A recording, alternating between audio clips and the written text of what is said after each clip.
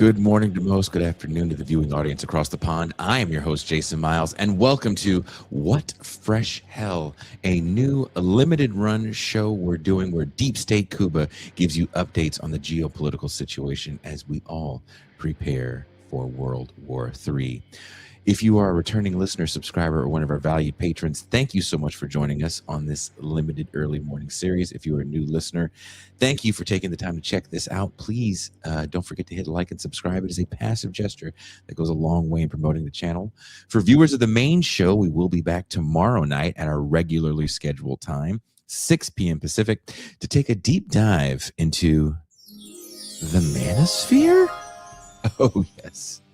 Now, if you do enjoy all the diverse programming we provide here on TIR and would like to join us for our raucous champagne rooms and movie nights, which we will be doing this week as well, we'll be watching a movie I feel like not too many people have seen. It had a very, very limited run called Chameleon Street from 1989. I think you guys are going to dig it.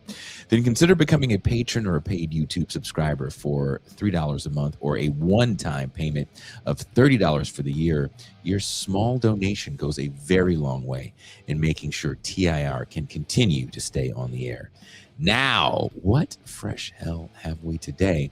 Human Rights Watch says drone strikes in Haiti over a 10-month period have killed nearly 1,250 people, including 17 children, with no clear links to criminal groups. Carried out between March 2025 and January 2026 by Haitian security forces and private contractors from Eric Prince's Vectis Global. The attacks with bomb-carrying drones over densely populated areas may represent extrajudicial killings, the organization reported. Why are private military contractors in Haiti, and who is ordering these drone strikes? Who is able to hold the Western military contractor accountable for the murder of innocents? According to the Haitian Times, for the citizens that live in areas controlled by gangs, these bombings have done little to change the material reality of their situation, but it has instilled a new mortal fear in the civilian population. Here to shed more light on the situation and keep us up to date on what is going on in Iran, please welcome, coming all the way live from a secret bunker somewhere deep inside of one of those smaller Imperial Star Destroyers, not the real big one, the kind of smaller one. Please welcome Deep State Kuba. Oh, hi. All right.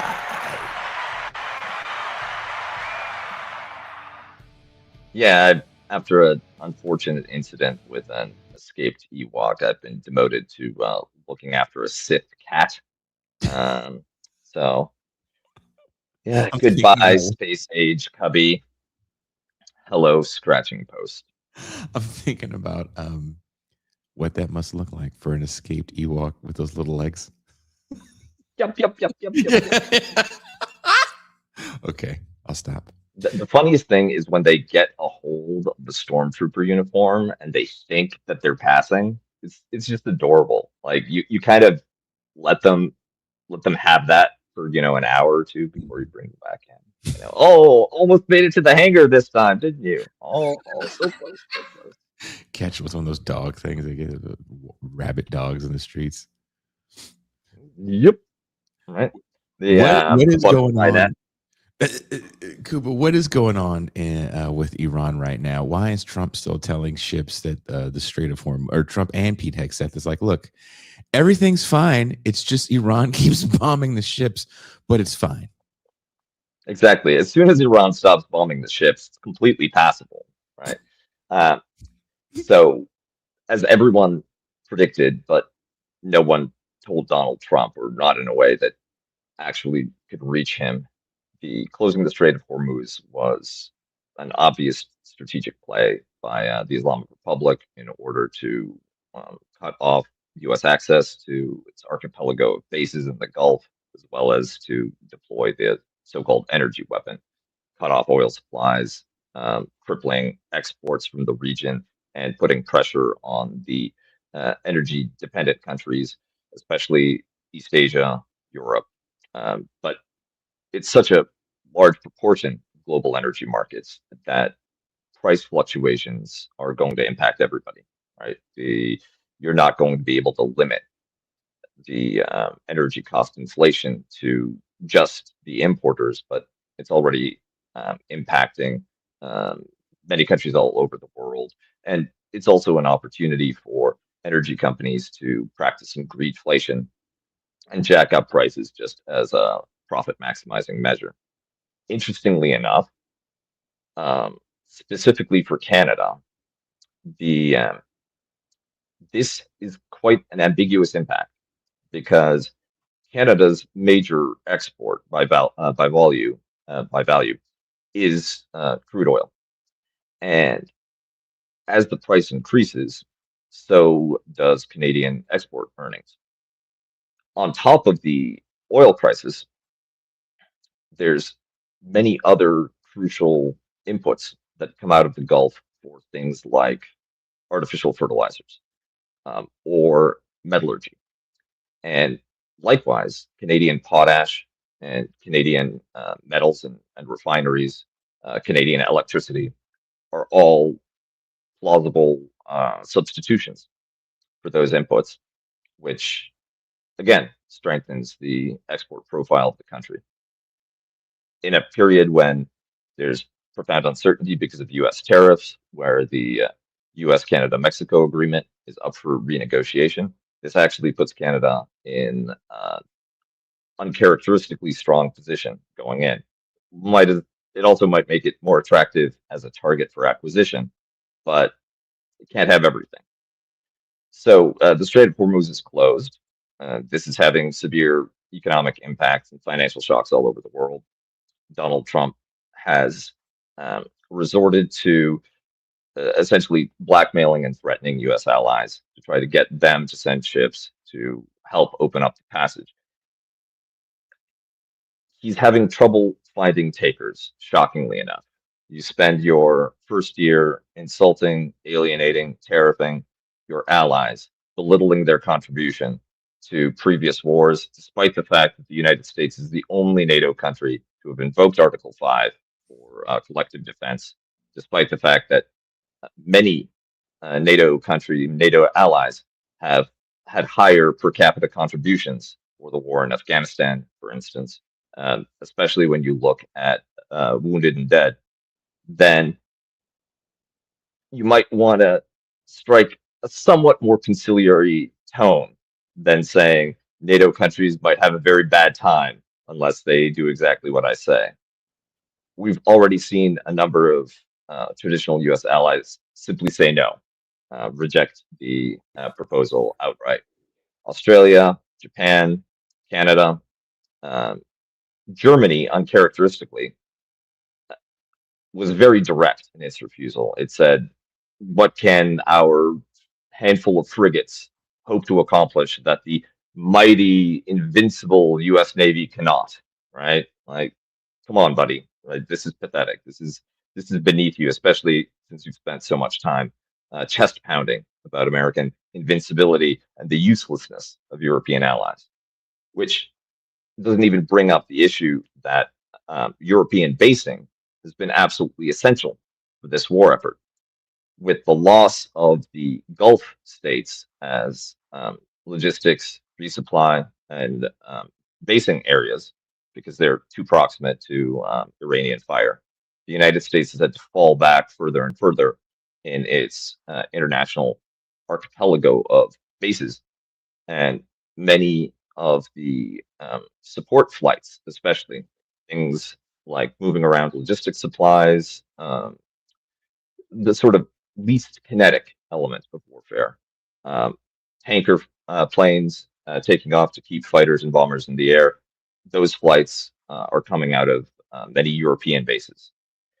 The meanwhile, right, the more kinetic components, some of the flights actually originate in the continental United States and fly all the way to the Middle East, refueling along the way and go back. Some of them take off from Diego Garcia, the British base in the Indian Ocean, and many of them are, of course, carrier based. But um, the only country that has waffled on the issue of sending support to the US has been the UK, which started out with a no, and now we're down to, well, not through NATO. Maybe we'll send anti-mine drones. We're going to talk to some other people. Keir Starmer, invertebrate. Um, so that's the situation on the Allied front. Trump has mobilized the Marine Expeditionary Force, and the 82nd Airborne Division has just vanished from the news media chatter, which I suspect means that it's preparing for some kind of semi covert engagement, possibly an operation like the Russian attempt at Kiev using airborne forces to seize airports around the capital, possibly some kind of move against the Iranian stockpiles of fissile material. There's apparently enough enriched uranium for potentially, I've heard, between 10 and 16 bombs. And that potentially one strategic way for this conflict to resolve in Iran's favor is if it can um, make a breakthrough, weaponize one or two, well, two or more um, warheads from its stockpile and test them. I'm not suggesting an attack on anything, but just as the North Korean nuclear tests established this was a power that possessed nuclear weapons and forced a more cautious approach by the United States and its regional allies. If Iran is able to make that breakthrough, which would be difficult but not impossible under these conditions, we've all seen the video of its extensive underground network of tunnels, bases. It has substantial facilities. We don't know where the fissile material is. It could be someplace where it could potentially have the resources to be weaponized. You test it underground, you announce it to the world, and then you that produces the deterrence effect that allows you to negotiate a more durable ceasefire that gives you the security guarantees that Iran has been asking for as a condition for peace talks. So there's all of that. There's the potential for boots on the ground. That's almost certainly going to happen, whether it's Karg Island, whether it's Bandar Abbas and the north coast of the Strait of Hormuz, or some kind of operation to recover fissile material. It looks like we're heading in that direction. I was particularly alarmed when Trump announced that in May there was going to be some kind of dedication ceremony, and now establishing, right, rededicating the United States as a Christian nation. Oh my That's God. the sort of thing you throw out to your Fedayeen ahead of burning up some of them in battle. With this boots on the ground situation, which Trump and Hegseth said that wasn't going to be the case. Now it looks like that's going to be the case. Is this America's new Vietnam, or is this America's Afghanistan, or is it both? um, so the difference between Iran and Vietnam is that over the course of the Vietnam War, there was always a North Vietnam Mm. that, even Mhm. while it was attacked from the air, served as a organized state structure with a diplomatic corps, with heavy industry, with significant capacity of its own. The amount of damage that the United States and Israel have wrought inside of Iran, and they've moved from bombing military targets and leadership sites to hitting industrial centers. In the city of Isfahan, for instance, it's production sites and power plants energy facilities that are being hit. Of course, the catastrophic vision of the attacks on energy facilities, oil facilities in Tehran, the potential to try to go after, seize, occupy Karg Island, the main outlet for Iranian oil. It's unclear to me how much of Iranian above ground industrial and commercial capacity will survive. Um, there's been a shift to hitting um, even like some very civilian targets. Another school was hit. This time, I believe it was a boys' school in Khomeini City. No casualties, thankfully. Mm. But I think that, and that I believe that was an Israeli strike. If you recall, there was a segment on with Jake Tapper's show where he brought in an expert on Iran to explain the position of the Iranian people. Of course, she was an Israeli, and she turned out to be an IDF analyst. And her position was that the Iranians were treating these bombing campaigns very positively, that they were eager to see the United States and Israeli forces pulverize the regime, and that their greatest concern was that they've been seeing the Islamic Revolution Guardian Corps beginning to move assets and personnel into hospitals, schools, and mosques, essentially giving U.S. and Israeli forces a green light to hit those types of targets, which, as we all know, the That's their Israelis thing. have Yeah. not been shot. Yeah, exactly. Um, the strike on the school, I think, especially given that they did it outside school hours, seems to me as the sort of move that's meant to intimidate people and keep children from being able to attend school, right? You don't send your kids to school if you think that the school's going to be bombed. They stay home, which means parents have to stay home to look after them, which then undermines the productivity of the country. People can't go to work. People can't build drones. People can't keep the energy flowing. People can't keep the essential infrastructure or the financial system operating. Speaking of the financial system, they also struck the main bank that was processing public sector payments, which is another attempt to impact the civilian economic side of things in order to further destabilize the society. But at this point, I think that it would be very difficult to maintain the argument that this is a war on the regime and not the people. We've, if we're shifting to hitting schools, hospitals, mosques, if we're hitting banks, if we're hitting sites that don't have any clear relationship with the war effort or with the leadership, then it really begins to feel like a people's war.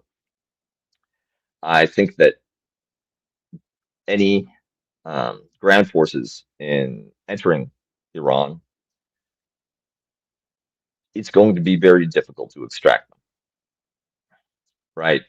You would need to, regardless of your entry point, you're going to come in under drone and rocket fire.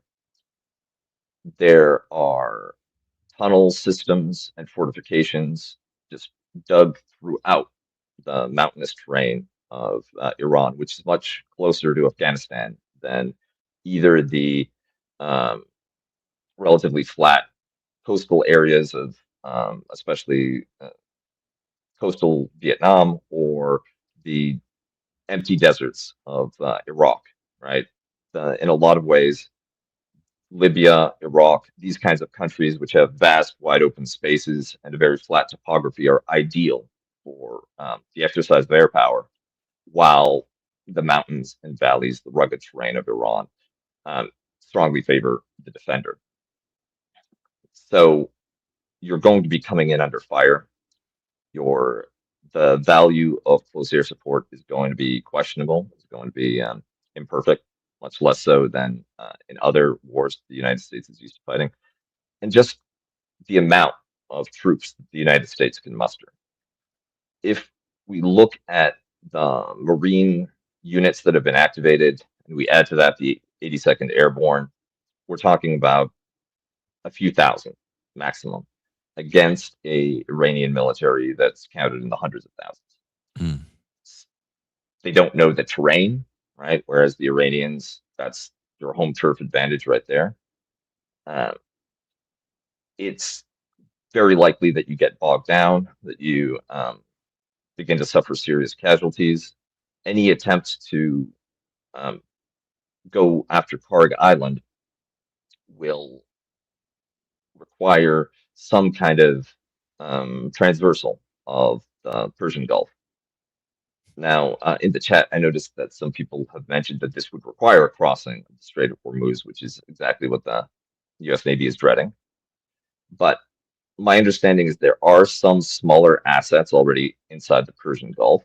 I don't know what their status is because there has been a great deal of censorship around coverage of American losses, especially. So I don't know to what extent those smaller vessels are still operational. I believe it's some littoral marine ships that would be exactly what you would use to cross over from, Dubai or Jebel Ali into Iran. And but you still have to get those troops into the Gulf. Hmm. You might be able to fly them in. You might be able to get them in overland, but that's still a risky venture, especially since we've seen that Prince Sultan Air Base in Saudi Arabia, which is actually a considerable distance inland, that gets peppered with um, Iranian drones and rockets on a relatively regular basis. They've even managed to disable some aircraft that have been based there. So flying in thousands of troops with all of the equipment necessary for an amphibious assault, that also puts a giant target on your back and creates some um, very attractive target profiles for Iranian weapons. So I see a real risk of this kind of escalation leading to an even more protracted conflict with more severe exposure of U.S. servicemen and personnel to Iranian weapons, higher losses. I think that eventually there will need to be some kind of mass mobilization inside the United States to put pressure on the government in order to seek a diplomatic and political solution. Without that, uh, the way that information flows through the White House, my understanding is that he has been shown statistics, surveys that demonstrate that 80 to 90% of MAGA Republicans support this conflict. And in his worldview, this represents an overwhelming endorsement Hmm. from the American people. So you'll need to do something big enough to get him to correct that opinion through public manifestations of displeasure and opposition to the conflict. If Trump is to pack up and leave in a month, let's say, it's not unlike him to say, this isn't working out. We can just pivot to something else. Let's bomb the hell out of Cuba. Who cares? Um, what then happens with the Strait of Hormuz? So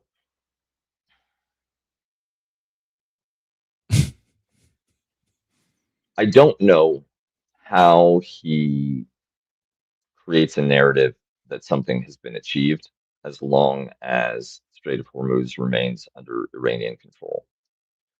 It could be that U.S. ground forces, instead of being sent to Iran, for instance, are deployed to Lebanon, and you uproot Hezbollah completely.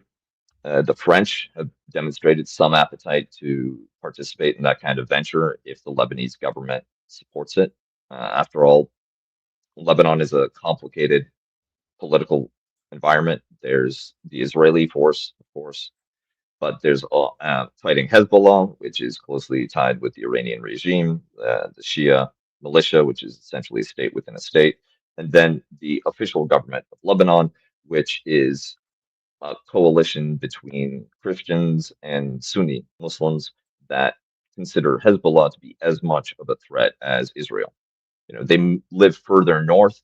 They're less exposed to direct Israeli fire, and when they do um, suffer losses as a result of Israeli action, they tend to transfer that blame onto Hezbollah. And Hezbollah is not gentle in dealing with opposition groups, not gentle in dealing with opponents from other communities. So it could very well be that you wrap up this war with a win against Hezbollah. You force the government of Lebanon to recognize the state of Israel and sign some kind of unfavorable peace. Uh, Lebanon is one of the Arab states that continues to technically be at war with Israel. It never normalized relations. So that would be an achievement. That would be something that you could say changed for the benefit of Israel, even as a result of this conflict, beyond the destruction that you've rained down on Iran. Then characterize the um, your withdrawal from the Gulf states as part of America first. Um, that you didn't want to have those bases anyway, which would meet one of the Iranian conditions for a ceasefire and for ending the conflict. And you allow individual countries to, with great shade thrown their way, with all the nasty jokes and bullying that Trump can muster, you allow, nevertheless, countries to negotiate um, waivers, right, to the blockade. After all, Iran has put down the marker that if you expel U.S. and Israeli diplomats and forego bases, then your shipping, your tankers need not be molested. And we've seen Chinese and Russian tankers, I believe some bound for India as well. I'm not certain about that, but countries that have been friendlier with the Iranian regime have been allowed access to their energy exports from the Gulf. My understanding is that Italy and France have begun negotiating, have opened talks with the Iranians. France, in its weird way, where it says it wants to talk, but then presents maximalist transatlantic demands that are difficult to see the Iranians accepting. But perhaps that will lead to some kind of negotiated access, allowing energy exports to resume. And that way, Trump gets the Hezbollah scalp. There's a victory of sorts. Iran and Israel can continue peppering each other intermittently. Exports resume, and you surrender the bases, making it look like it's your idea. That is a plausible scenario which forestalls endless escalation. Because it's sensible, I doubt they'll do it. But if I were looking for an off ramp, that might be it. Trump Now, is not one for off ramps. yeah, unless they end at the Trump Taj Mahal with his Qatari luxury jet and his billions of crypto dollars. But speaking of off ramps, we can take the highway to Haiti. The Which um, sadly is starting to be like the highway to hell with all these crazy drone bombings. Why is Eric Prince and Vectis in Haiti? so the situation in Haiti is potentially a model for other high conflict post state collapse environments all over the world. Haiti is, in some ways, an American sandbox for dealing with those kinds of environments. It's close by, the logistics are good, same time zone even. So you can operate there relatively cheaply, and the size is manageable. The fact that Haitian culture is extremely distinctive, um, unique even within the Caribbean, means that contagion with other countries is easier to control. It's not like going after an Arab Muslim country with spillover effects, the emboldening of groups like ISIS and Al Qaeda. No, Haiti, it tends to stay relatively contained by its very nature. The Haitian state, the long unhappy history of Haiti, of course, begins with the world's most successful slave revolt, in which the Haitian population overthrew the French slave owning class, drove them out, and established an independent state, but then was immediately saddled with an enormous indemnity by the French, which crippled its ability to develop economically. The diplomatic sanctions and the pariah effect going along with attempting to be a liberated slave republic in a world of white supremacist imperial empires, likewise resulted in a significant diplomatic and cultural isolation from the rest of the world, enforced, of course, by occasional U.S. interventions. The As a result, there's been a very long succession of periods of instability, domestic conflict, foreign intervention, military governments, and the longest period of stability was under the Duvalier father and son, when a U.S. backed brutal repressive dictatorship ran the island during the Cold War period. Since then, there have been attempts, most famously by Jean-Bertrand Aristide, to introduce democracy and equalize some of the grotesque disparities of status and wealth that exist in Haiti to this day. Um, but that also introduced the exact type of reforms that prompt U.S. interventions. So he was deposed not once but twice. Um, and following devastating earthquake, at this point, what, 10, 20 years ago? Um, Almost 20 years ago. It was like the 2010 that earthquake happened, right? 2010, 2011. the That physically broke a great deal of the infrastructure upon which the state relied, shattered the ability of the country to functionally operate. Um, and it's never really been put back together.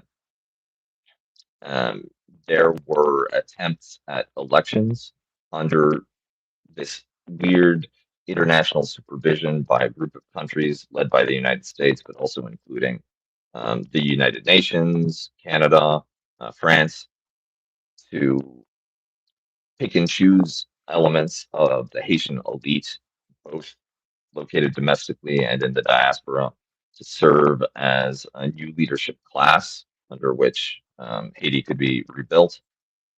But a lack of an organic connection between these handpicked um, co- cooperators or collaborators with uh, the interests of international capital and these foreign powers undermined the legitimacy and authority of the government. Uh, Resource shortfalls also prevented them from rebuilding the country effectively.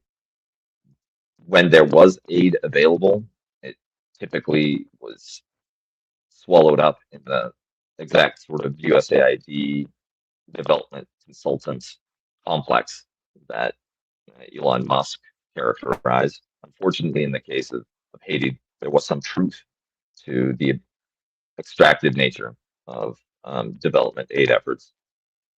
And UN forces that had been deployed to try to stabilize the country They were involved in one scandal after another. Um, I believe it was the Nepali contingent was both credibly accused of sexual assault against Haitian women and girls, and also introducing a cholera epidemic on top of all of the other catastrophes befalling Haiti. On top of all of that,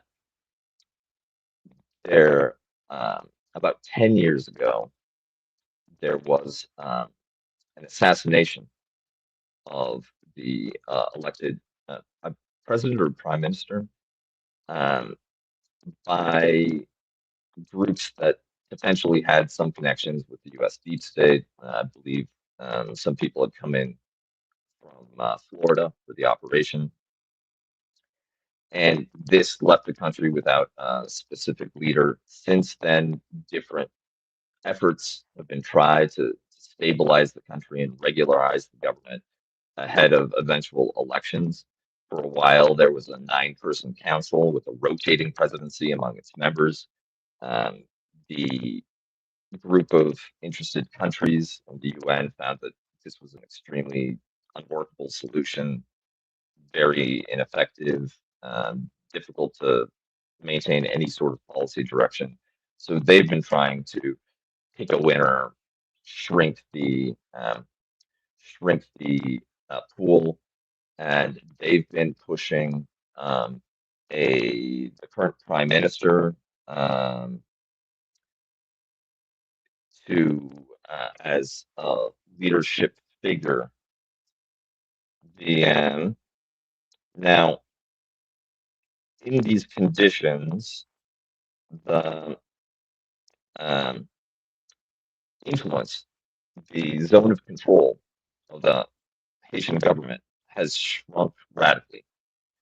So rather than having territorial dominance and authority over the whole of the country, as we tend to expect from a functioning state, what's happened is that the federal government, no, the national government, has been pushed out of 90% of um, Port-au-Prince, the capital and major city, leaving it with uh, almost Baghdad type of situation, where there are a few green zones around crucial power centers.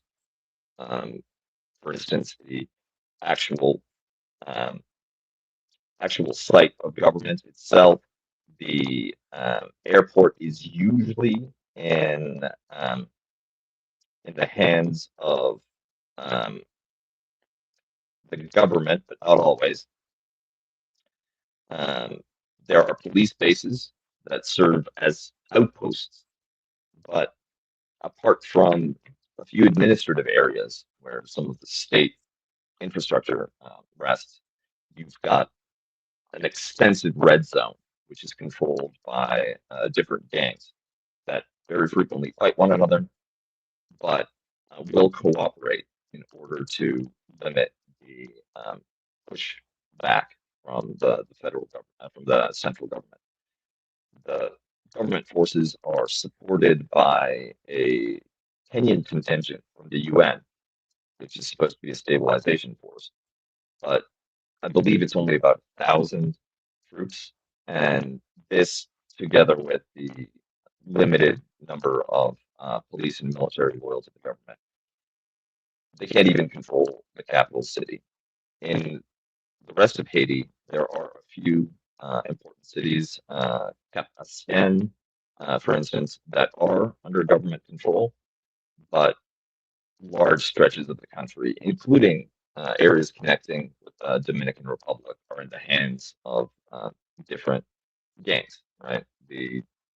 Which we would call them militias in other circumstances, but in Haiti, the nomenclature is to call them gangs and to imply that this is an entirely criminal-based type of um, paramilitary organization. And indeed, certainly they take protection money. They operate different kinds of crime. They're law unto themselves. Some of them are involved, most of them are involved in the narcotics trade. But apart from their swagger, right, and the aesthetics of violence and control that they use to assert their dominance, they're not that dissimilar from militant groups in other parts of the world. But it Maybe looks fewer political it, manifestos, that kind of thing. but it looks like the intel that these people have on who's in a gang and who isn't in a gang is not good. And to your point about, the population looking a certain way, um, Indeed. everybody black is in a gang, it looks like, because they're kind of killing. I don't want, to some degree, indiscriminately. Would you agree? I think that, well, the important thing to note is because of the weakness of the international effort and the regular police, Vectis Global, Eric Prince, uh, private military contractor, was brought in to try to establish some government control over the city. Their deal involves some upfront payments, but also down the road, Eric Prince negotiated that he will receive a cut of customs duties and be able to simply levy taxes on the country. So, in some Wow. ways, they brought in a white gang to deal with the local gangs. Wow. Eh, the I think that because their primary incentive is to establish their dominance through by any means necessary, they are not interested in dedicating a great deal of time or effort to identifying, the bad guys and going after specific leaders. Their goal is to simply demonstrate that they're the best at violence, that you need to put your guns down or they'll kill you. Um, and that's not just a message to the gangs, but with this kind of state breakdown and this kind of proliferation of violent non-state actors, similar to the man who attacked that synagogue in the United States, who ended up having a close kinsman, I believe, a brother who was a Hezbollah commander. Many all of the people in the gangs have family that could be regular people. They Mhm. rely on civilians in the neighborhood to provide them with food, life support, to do all the non-gang things that allow for any kind of human existence to survive under these conditions.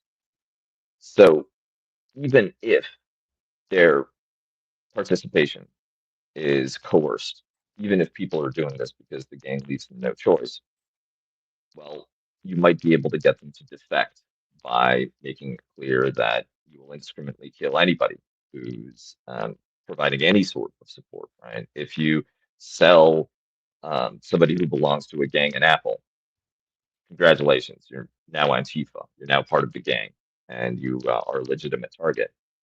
What we're also seeing is what we're not seeing, rather, is the introduction of Palantir type mass surveillance or the penetration of mobile phone networks and high levels of signals intelligence that's being harvested Israeli style to identify targets. They're just That's a different contract that hasn't been issued. That's money that the Haitian government doesn't have to spend and that Vectis doesn't want to share. So you rely on the visual identification of your own personnel. You rely on human intelligence from informants. Or you just pick somebody out that looks funny. And what we're seeing here with the first person drones, because it's these FPV type small quad rotor suicide drones that are packed with explosives they send to destroy targets. Actually a type of warfare that's been pioneered in Ukraine. And I think that going back to my comment about this being a sandbox for similar environments, well, we've already had state breakdown and failure in a large number of settings. Right? Somalia was never put back together after the 90s. Yemen has broken down. Sudan, Libya, right? Parts of Syria. It's unclear if how stable um, the current Jolani regime will be in Syria if it can hold it together. Large parts of Iraq are contested between Shia militia and the Iraqi central government. Myanmar, likewise, fragmented civil war. So, in all of these environments, this is the market for Vectis Global type services. And in Haiti, I believe that they're attempting to roll out a specific kind of business model which adapts the lessons of Ukraine to these different state failure settings rather than conventional state on state warfare. And we're seeing some pretty shocking results. What's interesting as well is that despite the large number of casualties, it doesn't appear that Vectis Global has actually achieved that much in terms of recapturing Port-au-Prince. The level of gang control over the city when they entered was at around 90%, and it continues to be around Yeah, 90%. yeah. Um, it could very well be that the intervention of Vectis Global is the only reason that the people who are in the internationally recognized government haven't been grilled, filleted, and barbecued out on the corner. Um, one of the major gangs is led by a figure Barbecue. called Yeah, Barbecue, yeah. famous for, well, um, it's not racist because he picked it and he did it, but not a good look. I'll say that much. And I think that these are tactics that will likely be exported elsewhere. After all, private military contractors have agreements with other governments in the region.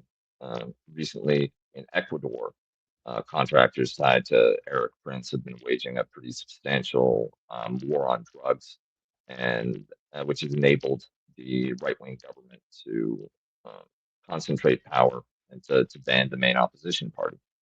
So this might be a new vector for um, the kind of foreign policy that you can imagine President Trump endorsing. Even something that a more isolationist America First government, something from the Tucker Carlson wing, let's say, of the MAGA Republican Party, that doesn't actually want American footprints elsewhere, doesn't want to send its own forces, well, paying a mercenary company or allowing a mercenary company to be hired out by friendly governments would be a means of conducting that kind of um, coercive imperialism without U.S. uniformed personnel being directly and visibly involved. We've seen some efforts at that kind of entrepreneurial freebooting with the recent attack on Cuba by a boatload of Florida exiles that were going to bring in the counter revolution. A few years ago, there was a similar move by more Floridians, I believe. I think it was a few boatloads of Florida men going in to try to depose the government of Nicolas Maduro, which failed at that point. Um, there's a long history of these kinds of um, this kind of security entrepreneurialism, but it had been largely confined to Africa. Its return to the Western Hemisphere is a cause for concern, and it suggests a shift in the way that the United States projects power and in what it's willing to permit to have happen, the destabilization that it tolerates in its own backyard.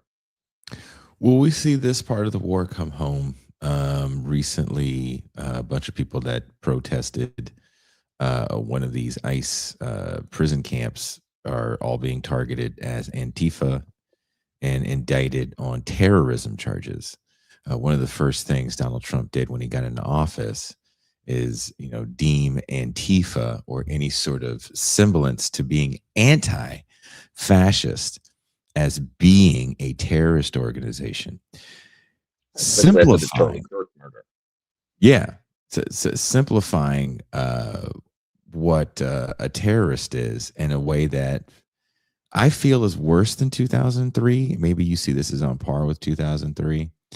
Um, is kind of frightening for the American population, especially a population that understands that it is through protests that we can put pressure on the regime to actually listen to the demos. Now, what then happens when your ICE troops are starting to fatigue under the weight of being probably the most hated government agency? You can bring in the mercs, and they have no allegiance to anyone. It's a whole bunch of Deadpools. Yeah, it's RoboCop. You know, Yeah, RoboCop, even worse. the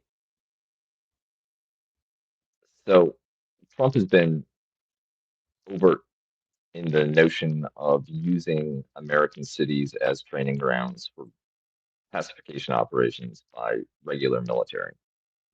I think that what we're going to see as a consequence of the Iran war is a degradation of U.S. regular forces. There's going to be collapsing morale. There's going to be exhaustion of weapon supplies. We're already seeing shortages of missile defense. Certain kinds of munitions are likely to run out. You're going to um, lose readiness, and you're going to have difficulty with enlistment and recruitment. The pay on offer for risking your life, potentially getting thrown into a meat grinder like Iran, is just not attractive. The sense of mission has been significantly reduced. Uh, and it's a bummer, man, for many American servicemen to be associated with things like the strike on the girls' school in the early stages of the war. Of course, you have your white nationalists, fire breathing diehards, but they generally are more of the ice set. Um, and as you pointed out, right, there's issues with morale for ice as well. The key development will be whether or not there's some kind of breakdown in civil authority, maybe something like autonomous zones that sprung up in Portland and Seattle during the George Floyd protests, Hmm. potentially, or perhaps there might be spillover from the cartel wars from Mexico into the United States.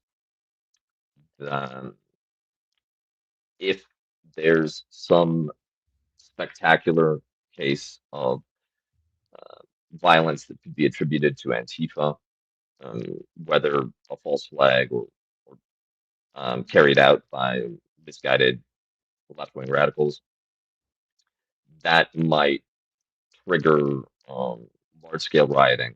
You know, it's happened in the United States before. Rodney King, for instance, the LA riots. Now, maybe instead of sending in the National Guard and treating it as a regular law and order stability exercise, maybe the National Guard has all been sent out to Iran. Maybe ICE can't do it because ICE is turned into Ukraine style press gangs going around grabbing young white men off the street to induct into the military and send out um, for Israel's next war. Damn. Um, and maybe instead you have a private company replace the municipal government of Los Angeles, Detroit, another blue city, and have have them employ the tactics that have been pioneered in Port-au-Prince in Haiti. The Eric Prince is extremely connected into the Trumposphere. You have um, a real willingness to consider these kinds of measures. It would give a excellent pretext to suspending voting rights or voting processes in areas that trend heavily towards Democrats. I could see the appeal for an authoritarian MAGA regime to go down that route. So I cannot rule it out. And this creates a real dilemma because you want protests to be disruptive enough so that your message comes through loud and clear, and perhaps you can stop some of the abuses that we've seen carried out by ICE and other federal law enforcement agencies. But you there's always the risk that this provides the pretext for that kind of militarization. We haven't seen that happen yet. Hopefully, this all gets avoided by some shifts in the political balance of power that put the United States on a more durable, sustainable, and peaceful track. But at this point, right, whenever I hear somebody say, "Oh, that couldn't happen," you're being alarmist, I remind them that that's exactly what was said about ICE deportations, Yeah. about Trump's second, Trump's reelection, about Trump's first election, about Trump's Republican nomination. So I think that we're significantly off book, and we should be considering all kinds of plausible scenarios that take us out of our comfort zone. Well, let's look at some questions and comments from the crowd. Again, as this show has persisted, I think you've got people in such a trance they don't even think to ask questions. But let's see what we got so far. Kuba, what would use what would What would be the the use? sorry, What would what the use would the be? use be of the Marine Expeditionary Force? Wouldn't they also have to navigate the Strait of Hormuz, the effect amphibious landing? Uh, I mentioned this before. I think that the most optimistic scenario is that you try to make carve Lebanon out as a digestible morsel, declare victory over Hezbollah, use those Marines to shore up the political support of the Lebanese government and the um, tactical and strategic superiority of the IDF. That gives you a narrative that lets you spin victory. I've seen some analysts suggest that. That seems entirely too reasonable a course of action. So what you're looking at might be either a deployment at the mouth of the Strait of Hormuz, where you try to capture Bandar Abbas and the coastal strip to allow safe passage of boats through the waterway. Don't think that that is going to be effective. I think that that would be a misguided strategy, which means that it's entirely possible because the drones could just be fired from a mountain range further back, and now you have all of these ground troops that are sitting ducks that are targets within an environment where you can't control drone strikes, rocket strikes, as well, and forget the propensity of the ground populations to host irregulars or suicide bombings. You have the exact kind of occupation that bedeviled the Bush administration in Iraq. But that is possible. You might also sneak them in through Oman or Saudi Arabia to get to the western shore of the Gulf and try to cross um, with assets that are already there. Maybe, I don't know to what extent you could use Kuwait, but um, use that as a jumping off point to move forces using small ships and aircraft onto Karg Island. If that's the goal, seize the oil facilities and use that to try to uh, bargain for a more favorable ceasefire. That's possible, but it is a risky move no matter how you try to move in these grand forces. It creates a substantial target, a very attractive target, and a legitimate target for Iranian countermeasures. And then you have your American casualties moving from dozens to hundreds. This is from Will Ramos. You guys are awesome. Thank you for the morning talk. Thank you for watching, Will. I don't think the Iranians will let Trump leave, really. It would not be, at this point, they've sent no signals that they're interested in negotiating. After all, Trump has repeatedly used negotiations as cover for perfidious strikes against the negotiators. So you're putting your life on the line and you're unlikely to get an outcome which is at all meaningful, right? Any agreement made with the Trump administration, just ask Canada and Mexico. They had a trade deal negotiated by him, signed by him, that he calls the worst trade deal ever, and he shreds immediately upon getting into office. Ask the NATO countries, right? Ask Denmark how much U.S. treaty is worth. So I do not see the Iranians moving quickly towards some kind of easy out for Trump.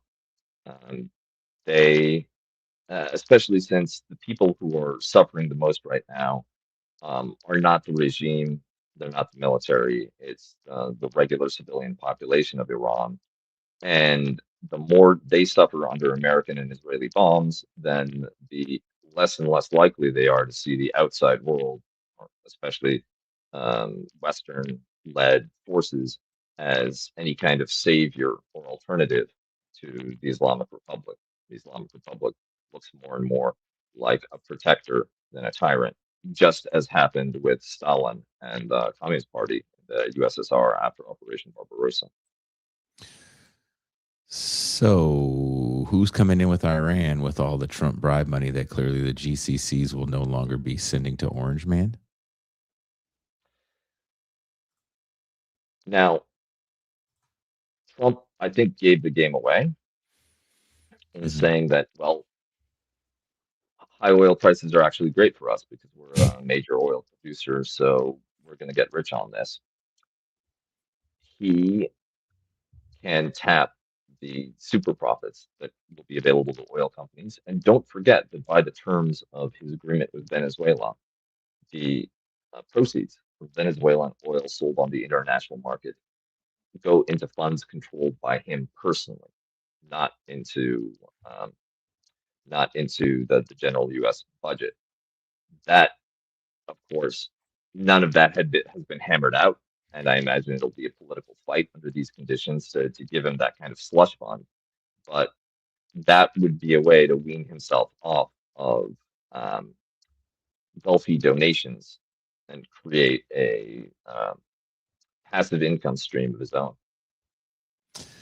Okay, here we have another question from a name I can't pronounce. Does Kuba think that Trump was hoping to do a naval thunder run in Hormuz and was blocked by the Navy since that would have meant sunk boats? It was weird Trump was saying it would happen. I think that's quite plausible.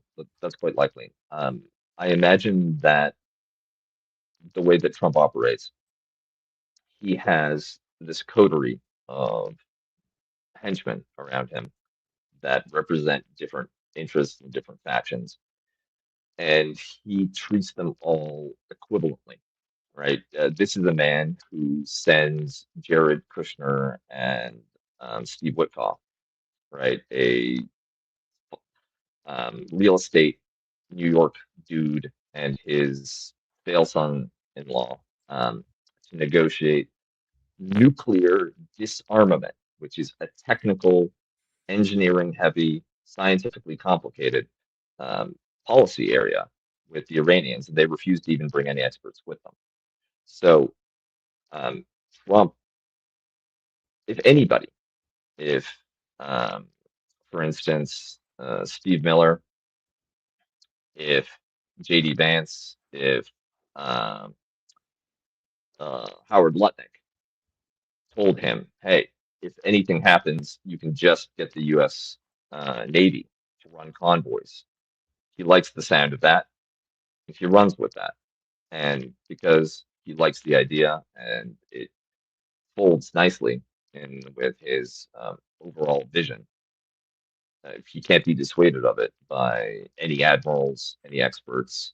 Um, Certainly, Pete Hegseth isn't going to burn any of his personal capital with Donald Trump to try to disabuse him of a notion that he has come to cherish. So I think that that could very well be the situation that the actual field commanders experiencing Iranian attacks and recognizing the condition of the blockade are refusing to countenance that type of idea.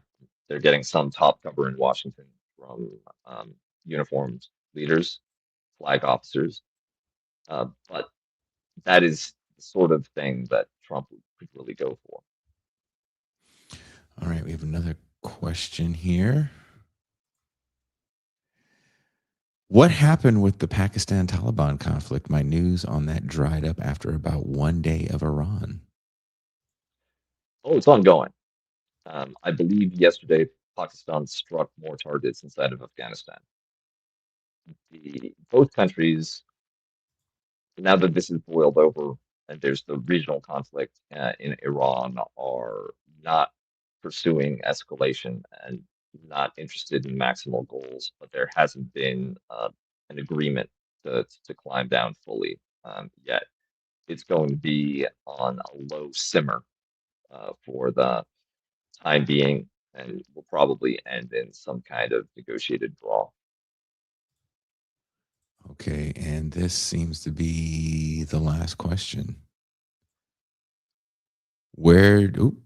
Do you see the recent cards being played by the Ukrainians? We might see Gulf state investments into Ukraine's anti drone industrial capacity. Oh, absolutely. Yes. Um, right now, Ukraine is one of the leading innovation centers for drone and anti-drone technology. Ukraine and Iran, actually. And the Ukrainian um, forces have specifically developed low-cost um, weaponry to target Shahed-style drones that have been developed within Russia based on the Iranian model. They manufacture them in Russia. There's some Iranian components involved, but those have been used against Ukraine, and they found that a device that costs, I believe, $1 or $2,000 maximum.